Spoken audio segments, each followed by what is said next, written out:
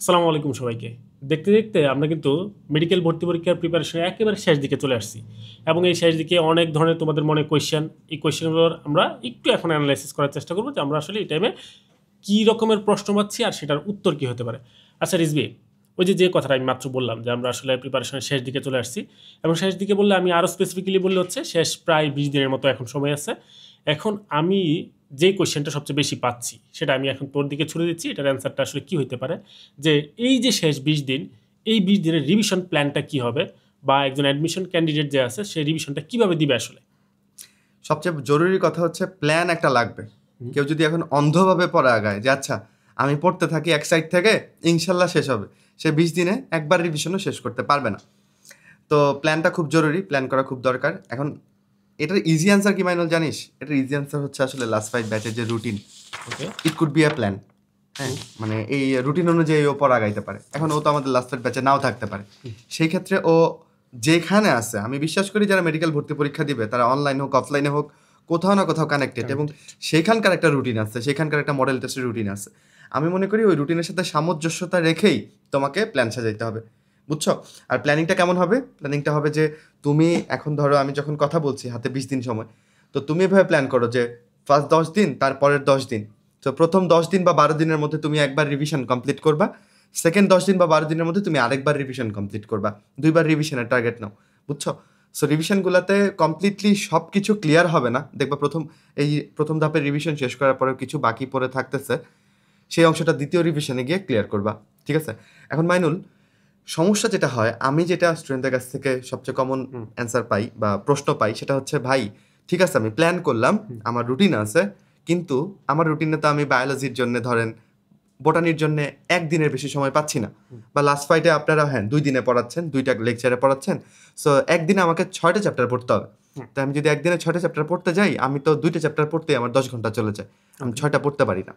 তো ওই উত্তরটা আমি দিয়ে দেই ওদেরকে, দেখো যখন জীবন যেখানে যেরকম ওই রকম করেই আসলে জীবন আগায় নিতে হবে, মানে সাধ্যের মধ্যে সবটুকু সুখ একটা কথা আছে, ওই রকম তোমার এখন সময় নাই, তাহলে তুমি যদি এখানে বিলাসিতা করে এক চ্যাপ্টার 10 ঘন্টা লাগায় পড়ো, তাহলে কি হবে? তুমি এক চ্যাপ্টারে প্রো হলা, বাকি চ্যাপ্টারগুলোতে 0 থাকলা, তাহলে কি হবে? হবে না। তাহলে আমার হাতে, আমাকে আগে রুটিন করলাম, এরপরে আমার অ্যানালাইসিস করতে হবে আমার একটা চ্যাপ্টারের জন্য কতক্ষণ সময় আমার জন্য বরাদ্দ। তুমি দেখলা যে তোমার বোটানির জন্য একটা চ্যাপ্টারে হাইস্ট তুমি 2 ঘন্টা সময় দিতে পারছো, হাইস্ট, কারণ দিনে তুমি 12 ঘন্টার বেশি, মানে প্রোডাক্টিভ স্টাডি, একদম পিওর স্টাডি যদি কাউন্ট করি, দিনে 12 ঘন্টার বেশি পড়া মানে ম্যাক্সিমাম স্টুডেন্টের জন্য পসিবল না। তাহলে 6 চ্যাপ্টার পড়তে গেলে তোমার একটা চ্যাপ্টারের জন্য 2 ঘন্টা এভারেজে টাইম পাচ্ছি। এখন প্রথম 6টা চ্যাপ্টারের কথা যদি বলি, এর মধ্যে ব্রায়োফাইটা টেরিডোফাইটা আছে, ডেফিনেটলি এটাতে তুমি 2 ঘন্টা সময় দিবা না। এটার মধ্যে কোষও, মানে কি বলে এটাকে, কোষ বিভাজন চ্যাপ্টার আছে, এটাতে তুমি 2 ঘন্টা দিবা না, বরং 2 ঘন্টায় তুমি কি করবা, ব্রায়োফাইট, কোষ বিভাজন দুইটাই পড়ে ফেলবা। তুমি কিন্তু এখানে আরো 2 ঘন্টা সময় সেভ করলা। সেই সময়টা তুমি অণুজীবে দাও, সেই সময়টা তুমি কোষ রসায়ন বা কোষের গঠনে দাও, শৈবাল ছত্রাকে দাও, এভাবে অ্যাডজাস্ট করে টাইমের মধ্যে সবকিছু শেষ করো। এখন বলবা ভাই কোষের গঠন কেমনে 2 ঘন্টায় শেষ করব? কোষের গঠন থেকে তুমি এখন প্রো হইতে চাও না, কোষের গঠন থেকে কি খুব ডিপ ডিটেলস প্রশ্নগুলো আসে না। আমিও নিজে পরীক্ষার আগে মাইনুল এই চ্যাপ্টার পড়ে গেছি, আমার মনে হয় স্যার যদি এই যে ছোট ছোট সংখ্যা, ওই পার্সেন্টেজ এগুলো যদি আসে, এগুলো জীবনেও আসে না, এখন এগুলো নিয়ে কোনো পেইন খায়ও না।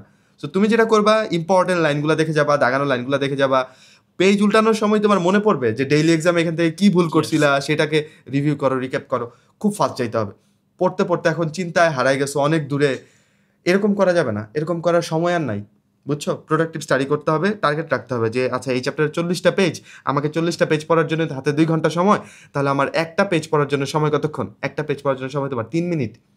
120 মিনিটে 40 পেজ পড়তে হলে একটা পেজের জন্য 3 মিনিট, তাহলে 3 মিনিটে একটা পেজ থেকে কতটুকু পড়বে এটা তোমার নিজেরই বুঝতে হবে, যে 3 মিনিটে আমি একটা পেজে এখন প্রো হইতে পারবো না, আমি আগে পড়ি নাই, যে পাপ করছি ওই সম্পূর্ণটা এখন মোচন করা সম্ভব না। তাহলে 3 মিনিটে আমি খালি ইম্পর্টেন্ট লাইনগুলাই পড়বো। আমার মনে হয় মাইনুল রিভিশন প্ল্যানটা এভাবে করে, এভাবে প্ল্যান অনুযায়ী পড়া গাইতে হবে। অ্যান্ড ওই যে পারফেকশন আসলে পসিবল না। পারফেকশন, রজার ফেদারের একটা ভিডিওতে দেখছি, ওর জীবনের 80% ম্যাচ জিতছে, কিন্তু ও জিজ্ঞেস করছে সবাইকে যে বলেন তো তাহলে আমি কতগুলা পয়েন্ট জিতছি, মানে টেনিস খেলায় পয়েন্ট আছে, বুঝছো? ব্যাডমিন্টনে যেরকম পয়েন্ট থাকে, টেনিস যারা বুঝো না, তো ও মাত্র 55% পয়েন্ট ওন করছে, কিন্তু ও ম্যাচ জিতছে হচ্ছে 80%। সো তুমি যদি এখানে পারফেকশন খুঁজো, একটা চ্যাপ্টারে আমি পারফেকশন নিয়ে আসবো, তাইলে আসলে পসিবল না। তোমাকে এফেক্টিভভাবে এখন পড়তে হবে, যতটুকু সময় ওইভাবে পড়তে হবে। আমি মনে হয় এটা বুঝাইতে পারছি। ওকে, হ্যাঁ, না আমার মনে হয় বোঝা উচিত আর কি এতটুকুর পরে, এবং আশা করি যে তোমরা এইভাবে যদি আগাও তাহলে একটা বেস্ট প্ল্যান হবে আর কি, এবং হচ্ছে বেস্ট প্রিপারেশন হবে আশা করতেছি। আচ্ছা রিজবি, এখন আর নতুন প্রশ্নে যাওয়ার আগে একটু মনে রাখিস, Okay, okay. তোকে আমি জিজ্ঞেস করি, মানে তুই কি আসলে এটাকে সাজেস্ট করবি যে আমি যে চ্যাপ্টারগুলা পারি বা পারি না ওই একটা গ্রুপ পড়ে গেলাম আর অন্য চ্যাপ্টারগুলো একদমই দেখলাম না পেপার ফাইনালের আগে, নাকি সবই অল্প অল্প করে দেখে যাও? এটার ব্যাপারে আমি যে ব্যাপারটা আমি ওদেরকেও আমি এই জিনিসটা অনেকবার বলছি এরকম, যে এই যে একটু আগে তুই যেটা বললি যে আমি কোনো একটা চ্যাপ্টারের প্রো হয়ে গেলাম, তার মানে তাকে আমি হচ্ছে অনেক সুযোগ সুবিধা দিলাম, আরেকজনকে আমি হচ্ছে একেবারে মানে ডিপ্রাইভ করলাম। তো স্বাভাবিকভাবেই তার প্রতি আমি একটা অবিচার করলাম। তো সে যখন সুযোগ পাবে সেও আমার প্রতি কী করবে, এটার প্রতিশোধ নিবে, আমার প্রতি একটা অবিচার করবে, এবং সেই জায়গাটা কোন জায়গায় হইতে পারে, ভর্তি পরীক্ষা। তো সেই ক্ষেত্রে ওই যে রিজভি যে কথাটা বললো তারই প্রেক্ষাপটে আমি বলতেছি যে হচ্ছে কোনো চ্যাপ্টার এরকম রাখা যাবে না যে তুমি শুধু একটা ভালো পারো আরেকটা তুমি হচ্ছে একেবারে পড়লাই না, এরকম করা যাবে না। ঠিক আছে, তুমি হচ্ছে এখন এই ক্ষেত্রে রিজভি তুই যেটা বললি যে আসলে যেটা আমি ভালো পারি সেটা পড়বো নাকি হচ্ছে কম পারি, তা আমি যেটা সাজেস্ট করি আর কি এরকম যে একটা প্রায়োরিটি লিস্ট করা, যে একদিনে সে 6টা চ্যাপ্টার পড়বে, 6টা চ্যাপ্টারের মধ্যে আবার আমার কোনটা বেশি পড়া দরকার, যে আমার কোনটা কম পড়া হয়েছে সেটা আমার আগে পড়ে ফেলতে হবে। যেটাকে তুই হচ্ছে যে শুরু থেকে বলো যে হচ্ছে আমরা যেটা বলি যে শীতের দিন সকালে আগে গোসল করে ফেলা, এতে কি হবে সারাদিন ঠান্ডা হইতে একটু কম লাগবে।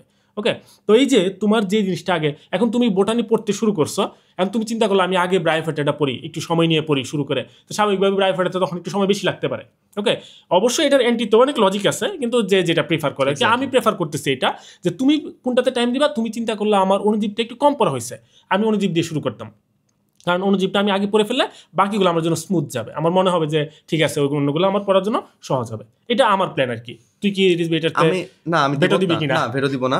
অবশ্যই আমার মনে হয় যে মাইনুল যেটা বলছে এটা সঠিক। আবার একটা সেকেন্ড প্ল্যান এমন হতে পারে, মানে সামটাইমস আমি এইটা নিজের উপরে অ্যাপ্লাই করতাম, দেখা যেত কি মানে তুই যখন দেখবি যে 2 ঘন্টা হয়ে গেছে, তুই অনুজীব আর কোষের গঠন তুই পড়তেছিস বাট শেষ হচ্ছে না, তখন তুই ফার্স্ট্রেট হয়ে যাবি। সো তখন নিজেকে একটা বুস্ট আপ দেওয়ার জন্য তুমি আধা ঘন্টায় তুমি ব্রায়োফাইটটা পড়ে ফেলো, তখন তুমি কাউন্ট করতে পারতো যে আরে আমি তো 3টা শেষ করছি, তাহলে বাকি 3টা আমি পারবো। মানে যেখানে যেরকম করা উচিত, দিন শেষে পড়তে তো তোমাকেই হবে, বাট মনটাকে একটু শান্তিও রাখতে হবে, কাম থাকতে হবে, বুঝছো? মানে নিজের মতো করে তোমার হচ্ছে একটু মডিফাই করে নিতে হবে আর কি। আচ্ছা রিজবি, আমরা টপিকটা থেকে একটু বের হয়ে আসি। সেটা হচ্ছে কি, এই যে রিভিশনের কথা আমরা বলতেছি, প্ল্যান বলতেছি, এরপরেও একটা মানে হচ্ছে বিশাল বড় একটা স্টুডেন্ট সংখ্যা তারা হচ্ছে আমাদের কাছে কমপ্লেন জানায় বা মানে বলতে পারো যে হচ্ছে বিচার জানায় আর কি, নিজের প্রতি বিচার দেয়। সেটা হচ্ছে কি, অভিযোগ জানায় যে ভাই রিভিশন দিচ্ছি, পড়তেছি, কিন্তু নাম্বার ভালো আসতেছে না। এইটার কি করা যায় আসলে? মাইনুল, নাম্বার তোর দেখ, মানে নাম্বার কিসের সাথে আসলে কানেক্টেড? পড়াশোনার সাথে। তোর পড়াশোনা যদি কম থাকে তাহলে তোর নাম্বার বেশি তোলা আসলে মানে সোজা কথায় সম্ভব না, পড়াশোনা বেশি লাগবে। কারণ একটা প্রশ্নের মধ্যে দেখা যায় 20-30% প্রশ্ন কিন্তু ভালোই কনসেপচুয়াল থাকে, পড়াশোনা, গভীর পড়াশোনা বা ভালো পড়াশোনা ছাড়া ওই প্রশ্নগুলো পারা যায় না। আর কিছু থাকে যে একদম বেসিক, ওইগুলো তুমি মোটামুটি হালকা পড়া দিয়েও পারতেছো। এখন নাম্বার যে আসতেছে না, এইটা নিয়ে কিন্তু তুমি অনেক দিন ধরেই কাজ করতেছো, হয়তো বা প্রপারলি কাজটা করা হয়নি। দেখো, তুমি ডেইলি এক্সামে যে প্রত্যেকটা পরীক্ষা হচ্ছে একটা তোমার নিজের জন্য একটা চেকলিস্ট, যে আচ্ছা এইখানে আমি কি কি ভুল করলাম অ্যান্ড এই ভুলের জায়গাগুলোতে আমি কেন ভুল করলাম, এগুলো অ্যানালাইসিস করা। অ্যান্ড এই প্রশ্নটা আবার যদি আসে, এই টপিক থেকে যদি আবার প্রশ্ন আসে, আমি কি আবার ভুল করব? যদি আমি ভুল করি তাহলে আমার নাম্বার বাড়বে না। আর যদি আমি সিদ্ধান্ত নিই যে না, এই টপিক থেকে নেক্সট যে প্রশ্নটা আসবে সেটা আমি কোনোভাবেই ভুল করব না, তাহলে আমি পারবো। দ্বিতীয়ত মাইনুল, আমাদের একটা নাম্বার না পাওয়ার একটা বড় কারণ হচ্ছে লো কনফিডেন্স মাইনুল। হ্যাঁ, মানে আমি কখনোই কনফিডেন্ট হতে পারি না আমি এরকম করব। এটা হচ্ছে স্টুডেন্টদের একটা বড় প্রবলেম। ও খেলার আগে হেরে যায়, ও মনে করে যে আরে আজকে পরীক্ষাও খারাপ হবে এরকম। আমি যখন মানে ক্রিকেট খেলি, ফুটবল খেলি মাইনুল, যখন আমি খেলতে নামি, আমি যখন চিন্তা করি আজকের খেলাটা আমি ভালো খেলবো, বিশ্বাস কর ওই দিন আমার খেলা ভালো হয়। অ্যান্ড যেদিন আমার মনে ভয় থাকে আরে আজকে তো নড়বড়ে লাগতেছে, নেমে মনে হয় বোল্ড আউট হয়ে যাবো, আমি ওই দিন বোল্ড আউট হয়ে যাই। সো আমরা অনেকাংশে আমাদের মন দিয়ে নির্ধারিত, নিয়ন্ত্রিত। সো তোমার একটা পরীক্ষাতে অ্যাটলিস্ট হলে ভালো নাম্বার পাইতে হবে। এই ঘুরে দাঁড়ানোর জন্য দেখবা ব্যাটসম্যানরা, আমি সব আজকে খেলার উদাহরণ দিচ্ছি কেন জানো, ফর্ম বলে একটা কথা আছে, রাইট? দেখবে একটা খেলা একটু ভালো করলে ওই কনফিডেন্সে সে পরেও কিছু খেলা ভালো খেলে, এক্সেপ্ট বাংলাদেশের প্লেয়ার, ঠিক আছে? সো তোমাকে ওই ফর্মটায় আসতে হবে। তোমার হাতে অনেক অপশনস আছে, আই বিলিভ। ইভেন আমরা তোমাদের বেশ কিছু অপশন দিচ্ছি, যেমন ধর লাস্ট ফাইট বইয়ের সাথেও আমি যদি তোমাকে একটু এনে দেখাই, আমার পাশেই আছে এইরকম কোনো মডেল টেস্টের বই তোমার কাছে যদি থাকে, ওকে? সো তুমি বাসায় কিছু ট্রায়াল নাও। ট্রায়াল কীরকম, যে আমি বাসায় একটা পরীক্ষা দিব অ্যান্ড আমি প্রথমবারের মতো 80 পাবো, এটা আমার টার্গেট। আমি জীবন মরণ চেষ্টা করব, বুঝছো? আমি 80 পেয়েই ছাড়বো অথবা 75 পেয়েই ছাড়বো, আমার নাম্বার বাড়ে না কেমনে দেখবো। তুমি একটা দিন খালি পাও, একটা সোজা প্রশ্ন তোমার ভাগ্যে মিলবেই। তুমি 10টা পরীক্ষা দিলে একটা সোজা প্রশ্ন তোমার ভাগ্যে মিলবেই। বুঝছো? ওই নাম্বারটা দিয়ে তুমি একটু কনফিডেন্সটা বাড়াও, কিন্তু এই হিতে বিপরীত হয়ে যায়, মানে আরো কম পেয়ে যায়, আরো কম পেয়ে যায়। এটার জন্য ব্যাপার আছে, তুই যেহেতু ক্রিকেটের উদাহরণ দিলে আমি ওইটাই উদাহরণ দিই। তো বাংলাদেশ টিম যেটা করে আর কি, যখন কনফিডেন্স কমে যায় তখন কেনিয়া জিম্বাবুয়ের সাথে আয়ারল্যান্ডের সাথে খেলে। তো আমার মনে হয় তুমি এটা করতে পারো, মানে তোমার যেই সাবজেক্টটা বা যেই চ্যাপ্টারটার প্রতি একটু ভালো দখল আছে তুমি সেটার পরীক্ষা দাও, কোনো সমস্যা নাই, মানে ফর্মে ফেরার জন্য আর কি। ঠিক আছে, তো ফর্মে ফেরার জন্য তুমি একটু কেনিয়ার সাথে একটা ম্যাচ খেলো, তুমি আয়ারল্যান্ডের সাথেই ম্যাচ নাও, কোনো সমস্যা নাই, কিন্তু আগে ফর্মে ফেরো, তোমার কনফিডেন্সটা ফেরাও, তারপরে তুমি সামনে আগাও। ঠিক আছে, এবং আমরা এই জন্য কিন্তু মেডিকেল ভর্তি পরীক্ষার আগে মানে খুব জেনারেলাইজ প্রশ্ন যেগুলো আসলে আমরা ইম্পর্টেন্ট বলে থাকি ওইটার উপর একটা এক্সাম নেই, কনফিডেন্স বুস্টার এক্সাম। তুমি যেখান থেকে ভিডিও দেখো আরডিডিএস এর সাথে যুক্ত থাকো অথবা না থাকো, আরডিডিএস এর যে কনফিডেন্স বুস্টার এক্সাম, যেটা আমরা কয় তারিখে নিব লাস্ট পার্টের রুটিন থেকে একটু দেখে বলি। 11 তারিখ মানে 11 ডিসেম্বর, এবং এটা সকাল 10টা থেকে সন্ধ্যা 6টা পর্যন্ত দেওয়া যাবে। আমরা এটা ফ্রি করে দিব, সো সবাই এক্সামটা দিও।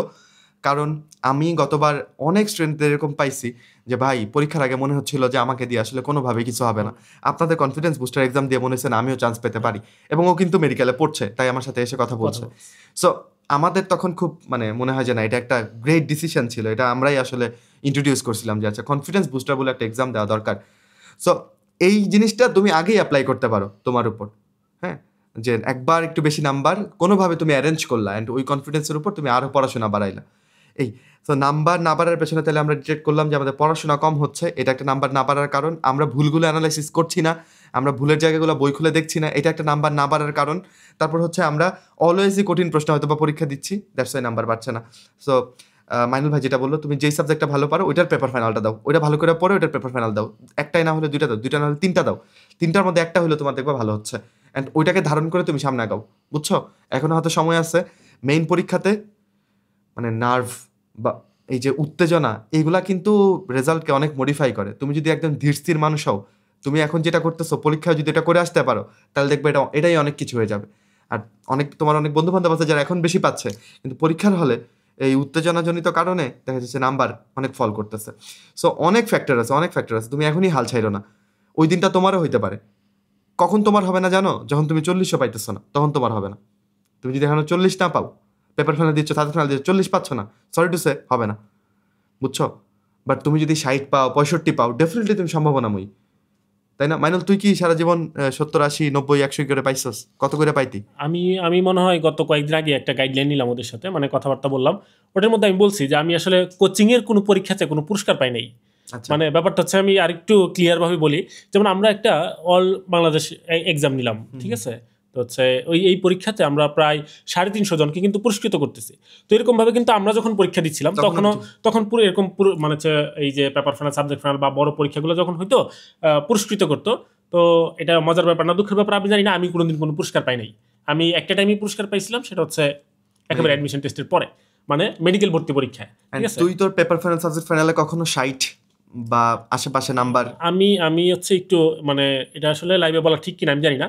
আমি পেপার ফাইনাল শুরু হওয়ার আগে আমাদের হচ্ছে একটা মানে 100 নম্বরের পরীক্ষা হইতো, ওই এরকম একটা 100 নম্বরের পরীক্ষায় আমি 32 পাইছিলাম। মানে হচ্ছে ওই মেডিকেল ভর্তি পরীক্ষা কতদিন আগে? মানে এটা প্রায় এরকমই 20-25 দিন আগে, মানে পেপার ফাইনাল শুরু হওয়ার আগের দিকে। এখন বলতে পারো যে ভাই একটু আগে তো তুই বলি যাচ্ছে 40-এর নিচে পাইলে হবে না, কিন্তু মজার ব্যাপার হচ্ছে যেদিন আমি 32 পাইলাম এর পরের দিনের পরীক্ষাতে কিন্তু আমি 80-র কাছাকাছি নাম্বার নিয়ে আসছি। কারণ পরের দিন আমি বুঝছি যে আমি কেন 32 পাইছি, এটা আমি অ্যানালাইসিস করার চেষ্টা করছি যে এত ফল হওয়ার কারণ কি। ঠিক আছে, এই জিনিসগুলো দিয়ে হচ্ছে আমি দেখলাম যে হচ্ছে না, আমি আসলে মানে খুব সিলি জায়গায় হচ্ছে ভুল করছি, যেগুলো আসলে ভুল করার কথা না। এই জিনিসগুলো যদি ভুল না করতাম হয়তো ওই পরীক্ষাতে 50-এর মতো পাইতাম এরকম আর কি, কিন্তু নাম্বারটা এই রেঞ্জেই থাকতো আর কি। কিন্তু ওইটাকে অ্যানালাইসিস করার পরে আমার দেখা গেলো হচ্ছে নাম্বার রেঞ্জটা মানে অনেক বেশি অগ্রগতি হয়েছে আর কি। ওকে, আমি সাদির সাথেও গল্প করে দেখছি, সাদিও হচ্ছে বলছে যে সে পেপার ফাইনালের সময় বটানিতে 65 পাইছে, সাদি ভাই ঢাকা মেডিকেলে 15তম হয়েছে। বুঝছো? তো এরকম দিন তোমার আসতে পারে যে তুমি এটাতে ভালো করতে পারো নাই, কিন্তু কেউ যদি কন্টিনিউয়াসলি এরকম পাও তাইলে আবার হবে না যে ভাই মাইনুল ভাই তো একটা পরীক্ষায় নাকি 32 পাইছিল, আমি রেগুলার 32 পাবো আর মাইনুল ভাই হয়ে যাবো। এই যে ওরা যদি এটা অ্যাকসেপ্ট করে নেয় যে 32 পাইছি, আমার ভাগ্যে মনে এটাই আছে, এখন তুমি যদি এটাকে অ্যাকসেপ্ট করে নাও, যেমন আমি ওই দিনও বলছি, এবং এটা হচ্ছে তোমরা জানো যে আল্লাহ তাআলা এরকম বলছেন যে আমি বান্দার সাথে আচরণ করি, বান্দা আমার সম্পর্কে যেরকম ধারণা করে। এখন তুমি আগে ধারণা করে নিছো আল্লাহ আমাকে এটাই দিছে, ওকে, যে আমাকে 32 করে দিয়ে রাখছে, আমাকে আমার সারা জীবন 32 করে নাম্বার পেতে হবে এরকম। তো তুমি যদি এটা অ্যাকসেপ্ট করে নাও তাহলে আল্লাহর কি ঠেকা পড়ছে ভাই তোমার দিয়ে যাওয়ার? এটা নর্মাল ব্যাপার না। তাহলে তোমাকে তো চিন্তা করতে হবে যে আমি এই যে এটা পাইছি, আমাকে এটা থেকে আমার মানে উচ্চায় যাইতে হবে আমার সিচুয়েশনটা, এটা যখন তুমি চিন্তা করবা তখন তুমি জায়গাটা উচ্চাতে পারবা। আর তুমি যদি সেটাকে অ্যাকসেপ্ট করে নাও যে না এটাই আমার ভাগ্যে ছিল, এটাই হওয়ার, এটাই হয়েছে এবং এটাই হবে, তাহলে আসলে আমি রিজভি ভাই বা হচ্ছে আরও এরকম হচ্ছে হাজার হাজার মানুষ তোমাকে টেনে আসলে লাভ নাই, ধাক্কায় আসলে লাভ নাই। বুঝতে পারছো ব্যাপারটা? এবং মডেল টেস্ট কিন্তু আমিও মাইনুল আসলে যেদিন খারাপ হইতো আমি বাসায় এসে নিজে নিজে দরজা বন্ধ করে টাইম ধরে আমি নিজে মডেল টেস্ট পরীক্ষা দিতাম, দেখতাম ওইটা আরও খারাপ হয়ে গেছে। মানে এই টাইম যে এমন মানে ও একা যুদ্ধ করতেছে বা তুমি একা যুদ্ধ করতেছে ব্যাপারটা এরকম না, এটা আসলে আমরা সবাই যুদ্ধ করে পাড়ি দিছি, বুঝছো? সো দেখতাম যে আচ্ছা একটা খারাপ হয়েছে অ্যান্ড আমি এরপর একটা পরীক্ষা দিতাম ওইটা এটার থেকেও খারাপ হয়েছে। সো তখন তুমি কি হয়, তুমি হচ্ছে শুয়ে পড়বা, কিন্তু কাহিনী হচ্ছে মানে আমি তখনও শুয়ে পড়ি না, আমার মনে হচ্ছে না এটা আমার ভালো করতেই হবে, আমি আমি আরেকটা পরীক্ষা দিব, আমি ভালো করে ছেড়ে তারপর তারপর ঘুমাবো, এরকম একটা জেদ কাজ করতে হবে নিজের ভেতরে, বুঝছো? এটা আসলে বলে কেউ আসবে না, এটা আপনা আপনি ভেতর থেকে যদি আসে তাহলে হবে, আর না আসলে হবে না, বুঝছো? আচ্ছা মাইনুল, তাহলে আমরা দুইটা ব্যাপার নিয়ে আসলে কথা বললাম, যে রিভিশন কিভাবে দেওয়া উচিত, টাইমটা কিভাবে মেনটেন করা উচিত, অ্যান্ড তারপর আলোচনা করলাম যে নাম্বার বাড়ানোর জন্য কী কী করা উচিত। ছোট্ট করে যদি সাম আপ করে দিই তারপরে পরের প্রশ্নে যাই। রিভিশনের জন্য আমরা বলছি একটা রুটিন তুমি ফলো আপ দাও একদম ফার্স্ট টু লাস্ট, অ্যান্ড যেদিনে যেটুকু পড়া ওইটার মধ্যেই কমপ্লিট করার চেষ্টা করো। দুইটা ভালো করে পড়বা, তিনটা ভালো করে পড়বা না এমন যেন না হয়। এটার সাথে আরেকটা ব্যাপার মনে পড়লো মাইনুল, যেমন আমরা তো পেপার ফাইল সাজেস্ট ফাইল নিয়ে কথা বললাম, জানি না আবার ওদের জন্য কোনো লাইভ করা হবে কিনা, সামনেই তো ওদের মডেল টেস্ট। সো আমি যেটা মডেল টেস্টে করতাম আমি একটু শেয়ার করতে চাই জিনিসটা। মডেল টেস্টে তো সব সাবজেক্ট 6টা বই, সাথে জিকে ইংলিশও আছে। তো দেখা যাচ্ছে আমাদেরও যদি এখানে দেখি মডেল টেস্টগুলোর মাঝখানে কিন্তু গ্যাপ নাই, চূড়ান্ত মডেল টেস্ট 6 তারিখ 7 তারিখ 8 তারিখ। তাহলে আমি কিভাবে পড়বো? দুইটা অপশন আছে, একটা হচ্ছে যে তুমি এমন হইলো যে আচ্ছা মডেল টেস্ট 1-এর সময় তুমি খালি বায়োলজি কেমিস্ট্রি পড়লা, ফিজিক্সটা আচ্ছা আগের জ্ঞান দিয়া তুমি যতটুকু পারো এভাবে করলা, বুঝছো? বা মডেল টেস্ট 2-এর সময় এবার তুমি ফিজিক্স আর জিকে ইংলিশ এগুলো পড়লা, আর মডেল টেস্ট 1-এর সময় তো বায়োলজি কেমিস্ট্রি পড়লাই, এরকম প্ল্যান করে আগাইতে পারো, রাইট প্ল্যান, সমস্যা নাই। আরেকটা প্ল্যান হচ্ছে মানে আমি শেষ দিকে এসে আমার এরকম মনে হইতো, আমি জানি না তোর বা ওদের মনে হয় কিনা, আমার হয়তো আমি আর কি পড়বো, আমি মাসাল্লাহ অনেক পড়ছি, ডেইলি এক্সামের সময় পড়ছি, পেপার ফাইল সাবজেক্ট ফাইলের সময় একটা রিভিশন কমপ্লিট করছি, মডেল টেস্টের সময় এসে আমার মনে হতো আমি আর কি পড়বো। তাহলে আমি যেটা করতাম, আমি একটা, এটা এখন অনেকে ফেক কনফিডেন্স বলতে পারো, বাট এটা আমার জন্য ওয়ার্ক করছে। আমি যেটা করতাম মাইনুল, সবগুলো বই স্তূপ করে নিয়ে বসতাম টেবিলের উপর, বসার পরে আমি একটা বই নিতাম, যে আচ্ছা ফিজিক্স ফার্স্ট পেপার বই নিলাম, এটার জন্য আমার সময় 1 ঘন্টা, এই বইটাকে আমি 1 ঘন্টায় দেখবো। বইটা আমি হাতে নিতাম, আমি বইয়ের পেজগুলো উল্টাইতাম, পুরনো কি ভুলগুলো করছি ওইগুলো আমার মাথায় স্টর্মিং হইতো, এগুলো ভুল করছি। আমি একটা চ্যাপ্টার পারলেও না ওইটা 2 মিনিট উল্টাইতাম, এবং আমি মাথায় কাউন্ট করতাম যে আমি এটা পড়লাম, এটা রিভিশন দিয়ে আমি কমপ্লিট করলাম। 1 ঘন্টা পরে যখন আমি ফিজিক্স ফার্স্ট পেপার বইটা রেখেছি, দেখো 1 ঘন্টায় ফিজিক্স ফার্স্ট পেপার বই কতটুকু আর পড়া হবে। কিন্তু ওই যে আমি পেজগুলো উল্টাইছি, আমি দেখছি আমি আগে কি পড়ছি, ওইটা রিক্যাপিচুলেট করার চেষ্টা করছি, এটা দিয়ে আমি মাথায় কাউন্ট করতেছি আমি একবার রিভিশন কমপ্লিট করলাম, বুঝছো? তাহলে অনেকে বলে যে আমি 5 বার রিভিশন দিচ্ছি, 6 বার রিভিশন দিচ্ছি, তারা কিন্তু ভুয়া কথা বলতেছে না, তারা এরকম কুইক রিভিশন দিচ্ছে।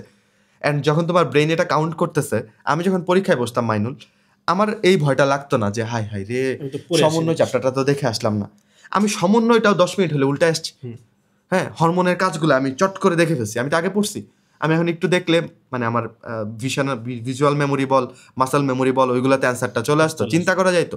আর যদি এই ছকটা আমি কোনো কারণে না উল্টাই, পরীক্ষার শুরুতে আমার বুক এত দুঃখ যে হাই রে আল্লাহ সমন্বয় থেকে যেন প্রশ্ন আসে, যদি প্রশ্ন এটা চলে আসে, যদি চলে আসে তাহলে শেষ। আর এটা আসলে মনটা প্রথমেই ধক করে উঠেছে, প্রথম থেকে যদি এরকম একটা প্রশ্ন চলে আসে। এই জন্য আমি এটা করতাম যে আমি চেষ্টা করতাম সবই উল্টাই যেতে, সবই উল্টায় নিজেকে বুঝাইতে, আরে পারিস, তুই এটা পারিস, তুই এটা পারিস, তুই এটা পারিস। এখন এটা হয়তো সবার ক্ষেত্রে খাটবে না, কারণ আমরা ম্যাক্সিমামই আগে ভালো করে পড়াশোনা করি নাই, বুঝছো? সো আমি সব কিছু শেয়ার করলাম, তোমার লাইফ তোমার, তোমার ডিসিশন তোমার, এইখান থেকে আমাদের ডিসকাশন থেকে তোমার জন্য অ্যাপ্রোপ্রিয়েট যেটা ওইটা তুমি বেছে নিয়ে সামনে আগাবা। মাইনুল, তোর কাছে আমি একটা প্রশ্ন যাবো, এটা একান্তই তোর কাছেই বলা উচিত।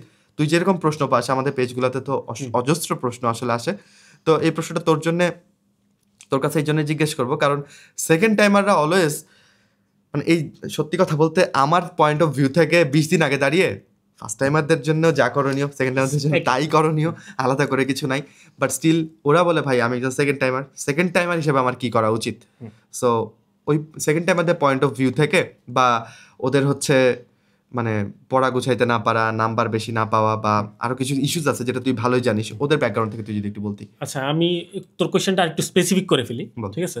কোশ্চেনটা হচ্ছে স্পেসিফিক, যেটা তুই যেটা বললি যে হচ্ছে গুছানোর যে ব্যাপারটা, ওইটা হচ্ছে ওরা আরো স্পেসিফিকলি জিজ্ঞেস করে যে ভুলে যায় পড়াগুলা, বা আগের যেগুলো পড়ছে, যেমন এই যে আমরা রিভিশনের কথা বলতেছি, রিভিশন দেওয়ার সময় ওদের কথা ভাই রিভিশন তো দিচ্ছি কিন্তু আগের পড়া তো ভুলে যাচ্ছি। আচ্ছা রিজবি, আমরা যখন এমবিবিএস লাইফে পরীক্ষা দিতাম এরকম মাঝে মধ্যে এরকম হয়েছে না যে পরীক্ষার দিন রাতে মনে হয়েছে আমরা কিছু পারি না, এবং পরের দিন সকালে এবার হচ্ছে এরকম মানে বিশাল একটা গ্যাঞ্জাম লাগছে যে আমরা আসলে পরীক্ষা দিব কি দিব না, ঠিক না? এরকম কারণ কি, কারণ পরীক্ষার দিন সকালে মনে হয়েছে আসলে আমরা কিছু পারি না। ওকে, তো অনেকে একজন আরেকজনকে মোটিভেট করে তারপরে পরীক্ষার হলে যেতাম, দেখা গেলো রিজবিকে আমি ঠেলতেছি যে আরে চল যাই, আবার রিজবি হচ্ছে সাদিকে ঠেলতেছে আরে চল যাই। তো এরকমভাবে পরীক্ষা দিতে গেলাম, তো তখনও আমরা জানি আমরা কিছু পারি না। কারণ কি, কারণ তখন হচ্ছে ধরো আমি একটা একটা সাবজেক্টের কথা বললাম, যে মেডিসিনের কথা আমি বললাম, যে কারণ মেডিসিন পরীক্ষা দিতে যাচ্ছি, পুরো মেডিসিন পুরো বই আমাদের মাথায় ঘুরতেছে এবং মেডিসিন থেকে আমি কোনো কিছু আলাদা করতে পারতেছি না। ওকে, তো ভাইবার টেবিলে ধরো বসলাম, ওই পাশ থেকে স্যার ম্যাডাম কোনো একটা কোয়েশ্চেন করলো, তো কোয়েশ্চেন করার পরে সাথে সাথে কি হইলো যে মেডিসিনটা থেকে কিন্তু একটা ছোট্ট পুরো বইটা থেকে একটা ছোট টপিকে চলে আসছে তখন। এবং মজার ব্যাপার হচ্ছে তোমার ব্রেন আসলে এত দুর্বল কেউ না যে এই যে টপিক সিলেক্ট করে দেওয়ার পরও সে আইডেন্টিফাই করতে পারবে না যে কোত্থেকে প্রশ্ন আসছে, যে এটার উত্তর কী এরকম। কাছাকাছি যেতে পারবে, এবার যে যত বেশি বার রিভিশন দিবে পড়বে তার তত সহজ হবে আর কি এটা অ্যান্সার করা। কিন্তু আমার কথা হচ্ছে টপিকটা তখন তোমার ছোট হয়ে আসবে, তোমার অ্যান্সার করাটা সহজ হবে। এই যে তুমি বারবার যেটা বলতেছো যে আমি আসলে ভুলে গেছি, এইটা জাস্ট হচ্ছে তোমার একটা কি বলে মানে ভ্রান্ত ধারণা বলতে পারো, যে তোমাকে তোমার মনে করছে এটা শয়তানের ধোঁকাও বলতে পারো, তোমাকে মিসলিড করতেছে। ওকে, কারণ কি, কারণ এই যে আমি যে একটু আগে যে কথাটা বললাম, তুমি জুলজি পড়ে শেষ করে ফেলছো, একটু আগে রিভিশন দিছো, রিভিশন দেওয়ার পরেই মনে হইতেছে তোমার কিছু মনে নাই। কারণ হচ্ছে তুমি পুরো জুলজিটা আবার একসাথে মনে করার চেষ্টা করতেছো, এবং আমরা এটাই করি আসলে, আমাদের ক্ষেত্রেও তাই। ওকে, তো এরকম মনে করার কোনো কারণ নাই যে তোমার কিছু ভুলে গেছো, তোমার কিছু মনে নাই, এতদিন পড়ার পরে সব তুমি ভুলে যাবা, এত গাধা আসলে তুমি না। ওকে, এইটা বিশ্বাস করা শিখো আগে, ঠিক আছে? এরপরে যে ব্যাপারটা একটু আগে যেটা বললাম, কোয়েশ্চেন যখন আসবে তোমার সামনে, টপিকটা তোমার কাছে স্পেসিফিক হয়ে যাবে, তখন তুমি বুঝতে পারবা যে হচ্ছে এই টপিক থেকে কোয়েশ্চেন আসছিল। আরও মজার ব্যাপার যেটা, আমাদের তো আসলে ভাইভাতে জিজ্ঞেস করতো, তখন কিন্তু স্যার ম্যাডাম তো আর অপশন দিত না, তাই না? কিন্তু ওদের ব্যাপারে কি, ওদেরকে উত্তর কিন্তু দেয়া সামনে, 4টা অপশন যেহেতু দেয়া, তার মানে কি তোমার এই 4টার মধ্যে অ্যান্সার আছে, তাই না? তার মানে উত্তরও তোমার কাছে দেওয়া আছে। তখন তোমার যেহেতু টপিকটা স্পেসিফিক হয়ে গেছে, উত্তরও এখানে দেওয়া আছে, উত্তরটা তোমাকে এখান থেকে জাস্ট খুঁজে নিতে হবে, তখন তুমি ভরসা রাখো যে তুমি এটা করতে পারবা। এটা পুরোটাই হচ্ছে তোমার মেন্টালিটির ব্যাপার। তুমি যদি চিন্তা করো যে আমি ভুলে গেছি, তখন স্বাভাবিকভাবেই এই চিন্তাটা আরও মানে হচ্ছে বেশি করে তোমার মাথায় চেপে বসবে, মনে হবে যে আসলেই ভুলে গেছো। কিন্তু এই যে মাত্র যে কথাটা বললাম, আমরা একটু একেবারে হচ্ছে একটা ভাস্ট লেভেলে চিন্তা ভাবনা করতেছি, এই কারণে মনে হয় ভুলে গেছি। কিন্তু যখন এটা টু দ্য পয়েন্টে আসবে, কখন টু দ্য পয়েন্টে আসবে, যখন প্রশ্ন হাতে পাবা বা একটা প্রশ্ন করা হবে, তখন আশা করতেছি আমি, বা এটাই আসলে বাস্তবতা, যে তখন আসলে জিনিসটা মনে পড়বে। বুঝবি, এই ব্যাপারে তুই কি কোনো কিছু অ্যাড করতে চাস? আমি অ্যাড করতে চাই মাইনুল। প্রথম কথা হচ্ছে, আমি তোর আলোচনা শুনে এটাই মনে হচ্ছে যে অ্যাডমিশন সময়ে আমি এই জায়গাতে বোধহয় আগায় ছিলাম অন্যদের থেকে। ওকে, আমি যখন পড়তাম, আমি পেছনে কি পড়ে আসলাম, ঠিক আছে, অ্যান্ড ওইটা মনে আছে কিনা এটা বারবার নিজেকে যাচাই করতে যেতাম না। আমি আমার প্রতি কনফিডেন্ট, যেহেতু আমি একবার চোখ বুলে আসছি, এখান থেকে প্রশ্ন আসলে ইনশাল্লাহ আমি পারবো। ওইটা আমি যদি আমার মাথায় চিন্তা করি যে কি পড়লাম, মনে করি প্রশ্ন ছাড়া, আমার কাছে সামনে কোনো প্রশ্ন নাই, আমি খুঁজে বের করার চেষ্টা করতেছি, আমি আসলে কি খুঁজে বের করতে চাচ্ছি মাইল যেটা বললাম নিজেও জানি না। তো তখন আমার মনে হবে আমি কিছু পারি না। সো আমি এটা করতাম না, একদম অনেস্ট কথা, আমি এটা করতাম না। আমার নিজের উপর কনফিডেন্স ছিল, অ্যান্ড আমি হচ্ছে যেটা পড়ার মানে পড়ে যাইতাম, পেছনে কি ফেলে আসছি ওটা চিন্তা করতাম না, পরীক্ষা হলে ঠিকই মনে পড়তো। বুঝছো ব্যাপারটা? সো ব্রেভ হও, বুঝছো, কনফিডেন্স রাখো।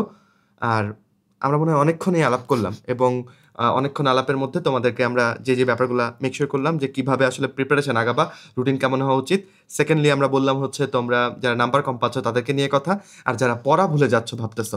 আরেকটা ব্যাপার কি, একটু ছোট্ট করে বলেই শেষ করব, সেটা হচ্ছে আমরা অনেক সময় মানে মিথ্যে কিছু একটা ধরে আঁকড়ে ধরে নিজেকে বাঁচাইতে চাই, অজুহাতের একটা আশ্রয় বানাইতে চাই।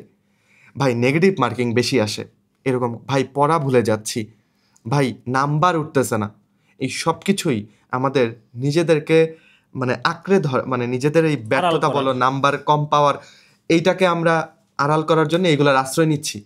দিন শেষে সব কিছুর সলিউশন কি বলতো? একটা স্ট্র্যাটেজিক্যাল ওয়েতে পড়াশোনা করা। এইগুলা করলে এই সব সমস্যা উবে যাবে। এগুলো সব সেকেন্ডারি প্রবলেম অ্যারাইজ করছে। প্রাইমারি প্রবলেম কোনটা? প্রাইমারি প্রবলেম আমরা ভালো করে পড়াশোনা করি নাই, দ্যাটস দ্য প্রাইমারি প্রবলেম। এখন এইটার এই ক্ষত যতখানি পূরণ করা যায় 20 দিনে, সেটাই আমাদের দায়িত্ব, কর্তব্য, বুঝছো? বি কনফিডেন্ট, আমরা যা ভাবি আমরা তেমনই, তুমি নিজেকে স্ট্রং ভাবো, অ্যান্ড পরীক্ষার হলে একটা ছক্কা মেরে আসো, আমাদের এটাই চাওয়া। তোমাদের আর কোনো প্রশ্ন থাকলে আমাদেরকে জানাইতে পারো কমেন্টে। আর শেষবেলায় যে কথাটা বলবো, আমাদের লাস্ট ফাইট ব্যাচে জয়েন করতে পারো। এই ব্যাচে কিন্তু ক্লাস চলমান, আর এই ব্যাচের সাথে তোমরা কিন্তু অনেকগুলো মডেল টেস্ট এক্সামও পাবা, আর এই বইটাও ফ্রি পাবা, সাথে মডেল টেস্ট 15 সেট মডেল টেস্টও ফ্রি পাবা। সো লাস্ট ফাইট ব্যাচে জয়েন করতে পারো। এটা একটা দারুণ রিভিশন ব্যাচ, যেটার মূল্য আসলে খুবই স্বল্প, হ্যাঁ, মাত্র 660 টাকা। সো আশা করি মেডিকেলের মঞ্চে তোমাদের সাথে দেখা হবে কোনো এক সময়। দোয়া এবং শুভকামনা রইল। আর তোমাদের প্রশ্ন কমেন্টে জানাইতে পারো, ইনশাল্লাহ নেক্সট কোনো ভিডিওতে নেক্সট কোনো ভাইয়ারা সেগুলো নিয়ে কথা বলবেন। তাহলে মাইনুল আমরা বিদায় নিচ্ছি। ঠিক আছে, আল্লাহ হাফেজ। আসসালামু আলাইকুম সবাইকে।